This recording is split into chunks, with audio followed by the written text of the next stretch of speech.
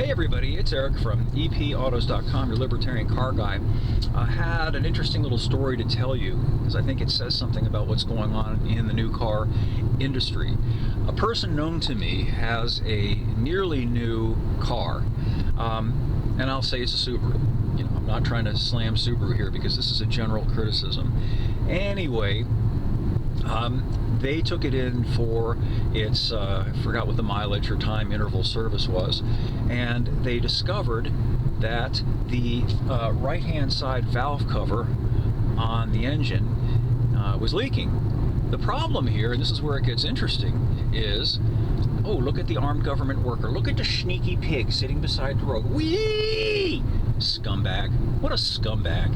Just sitting there waiting to hassle somebody for driving faster than the speed limit. Safety first. God, that pisses me off. Ugh. Alright, anyway.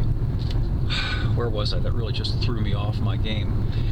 Anyway, the thing is, this Subaru, like almost all modern cars, I'm going to maybe put one of them on the lift to show you this. They have this thing called an underbelly pan now. What that means is it's like a plastic pan that is underneath the engine and the transaxle, meaning the transmission and the axle in front drive, all-wheel drive cars.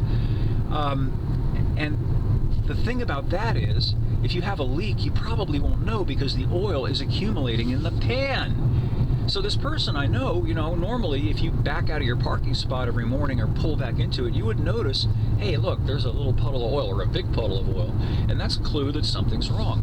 But this person had no idea that their car was leaking oil for just the reason that it had this pan on it. And by the way, that pan is something else in that it makes it much more difficult for the average person to do basic service such as changing the oil.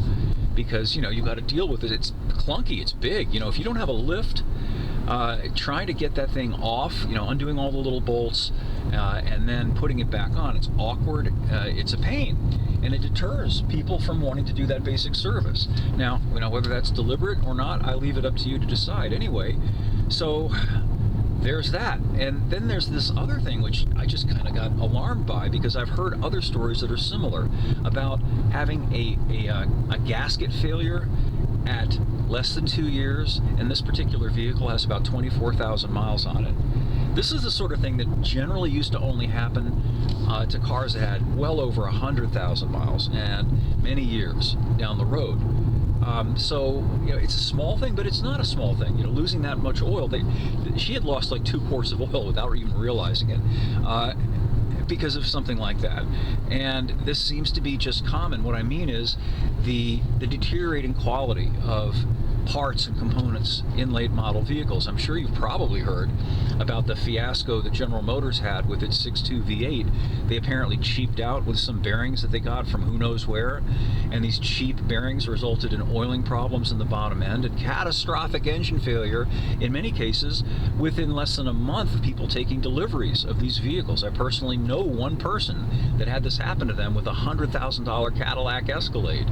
You could imagine what that's going to do to GM's brand prestige, and Toyota has had similar problems. It just seems to be a pandemic, if you like, of not particularly good quality and expensive repairs. And mind you, this stuff is still under warranty for now, but what happens down the road when the second owner comes along or the third owner comes along and it's no longer under warranty, and all of a sudden, boom, something goes south, and it's a, you know, $3,000, $4,000, $5,000 repair, whatever the case may be.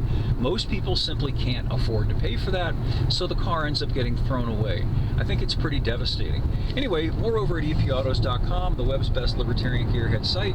Thanks as always for listening, and we'll have more for you soon.